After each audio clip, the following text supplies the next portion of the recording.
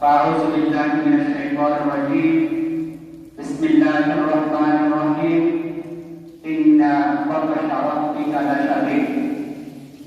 وقال رسول الله صلى الله عليه وسلم: الظلم ظلمات يوم القيامة. আলহামদুলিল্লাহ, আল্লাহ সুবহানাহু ওয়া তাআলা দরবারে লাখো কোটি শুকরিয়া জ্ঞাপন করছি। যেমন রব্বুল আলামিন দীর্ঘ 16 মাস ছাত্র জনতার হাত ধরে বাংলাদেশটা জালিম মুক্ত হয়েছে, বাংলাদেশটা ফেরাউন মুক্ত হয়েছে, বাংলাদেশটা স্বৈরাচার মুক্ত হয়েছে, বাংলাদেশটা দুর্নীতি মুক্ত হয়েছে। বাংলার মানুষ কুখ্যাত খুনি হাসিনার খবর থেকে মুক্তি লাভ করেছে। এই জন্য আমরা সবাই আল্লাহর শিখানো ভাষায় একবারে কালিমাতুল শুকর আদায় করছি। আলহামদুলিল্লাহ, দরকার সালাম পেশ করছি আল্লাহর সৃষ্টির প্রধান আকর্ষণ, আফতাবে নবুওয়া, সৃষ্টির সারা সর্বকালের সর্বযুগের সর্বশ্রেষ্ঠ মহামানব জনাব বিশ্ব নবী মুহাম্মদুর রাসূলুল্লাহ সাল্লাল্লাহু আলাইহি ওয়াসাল্লামের শান।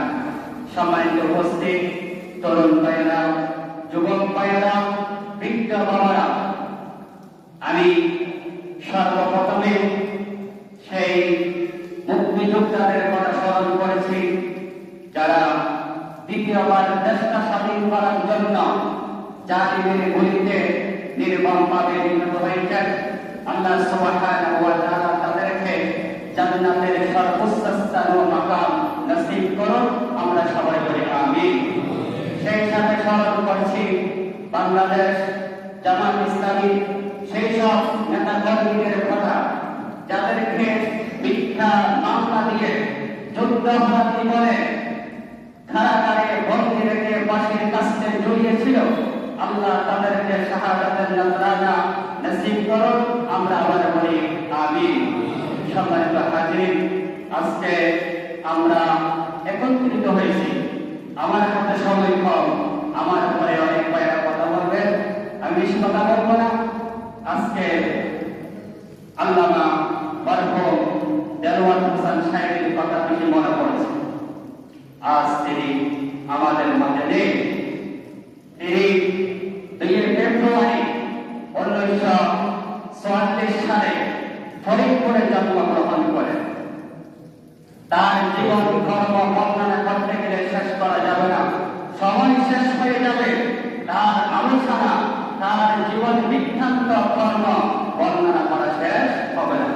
তিনি আজীবন, তিনি 1 বছর নয়, 2 বছর নয়, 10 বছর নয়, 20 বছর নয়, তিনি 50 বছর গোটা বিশ্বে, গোটা বাংলাদেশে, পৃথিবীর বিভিন্ন রাষ্ট্রে তিনি আল্লাহর সর্বকালের সর্বযুগের সর্বশেষ ঐশিকিটা কোরআনুল কারীমের মেসেজ বিদ্যার্থীদের কাছে পৌঁছে দিয়েছিল।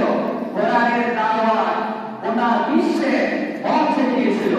তিনি বাংলার মাটিতে কোরআনের রাজ কায়েমের স্বপ্ন দেখেছিলেন। তিনি কোরআনের সমাজ প্রতিষ্ঠার স্বপ্ন দেখেছিলেন। তিনি যখন লা ইলাহা ইল্লাল্লাহর দাওয়াত দিয়েছেন, লা ইলাহা ইল্লাল্লাহর দাওয়াত যখন গোটা পৃথিবীতে ছড়িয়ে দিয়েছিল, তিনি যখন হক কথা বলেছিল, তিনি যখন সত্যের কথা বলেছিল, এক আল্লাহর প্রতি আত্মার বিশ্বাসের কথা বলেছিল, তখন এই যে স্বৈর শাসক হাসিনা ফেব্রুয়ারি বাহিনীরা তাকে গ্রেফতার করে মিথ্যা মামলা দিয়ে যুদ্ধাপরাধী বলে কারাগারে বন্দী রেখে দীর্ঘ 30 বছর নির্যাতন করে তাকে নির্মমভাবে হত্যা করেছেন। আল্লাহ সেই বিশ্ববরেণ্য মহান ব্যক্তিকে শাহাদাত নসিব করুন। আমরা সবাই বলি আমিন। আল্লামা মরহুম দেলোয়ার হোসেন সাইদি ছিলেন একজন ইসলামী বক্তা। তিনি ছিলেন একজন সফল রাজনীতিবিদ। তিনি ছিলেন একজন সংসদ সদস্য। তিনি বাংলাদেশ থেকে যে ভবিষ্যৎবাণীগুলো করে আমরা শুনে দেখেছি। তিনি বলেছিল, তিনি সরকারকে লক্ষ্য করে চ্যালেঞ্জ ছুড়ে দিয়েছিল। তিনি বলেছিল যে তোমরা মানুষের প্রতি জুলুম করেছ, অত্যাচার করেছ, নির্যাতন করেছ, মানুষদেরকে ধরে জেলখানায় বন্দী রাখছ, নিরীহ মানুষদেরকে আলেম সমাজকে ধরে তোমরা অত্যাচার করছ। সবাই আসবে, এমন একটা সময় আসবে তোমরা পালানোর জন্য ইঁদুরের গর্ত খুঁজে পাবেন না। এই গর্ত কিন্তু আমরা নিশ্চয়ই দেখেছি, নিজের চোখে আমরা দেখেছি। যখন আমি শুনতে পেলাম কুখ্যাত খনি স্বৈরাচার পালিয়ে গেছে, তখন আমার কাছে আল কোরআনের সেই সূরাটি মনে পড়ে গেছে, সেই সূরার কথা মনে পড়ে গেছে, যেই সূরাতে আল্লাহ রাব্বুল আলামিন ইয়ামেনের বাদশা আব্রাহার কথা বলেছিল। আল্লাহ রাব্বুল আলামিন বিশ্ব নবীকে টার্গেট করে বলেছেন, হে নবী, আলাম তারা কাইফা ফাআলা রাব্বুকা বিআসহাবিল ফিল, আপনি কি দেখেন নাই আপনার প্রতিপালক সেই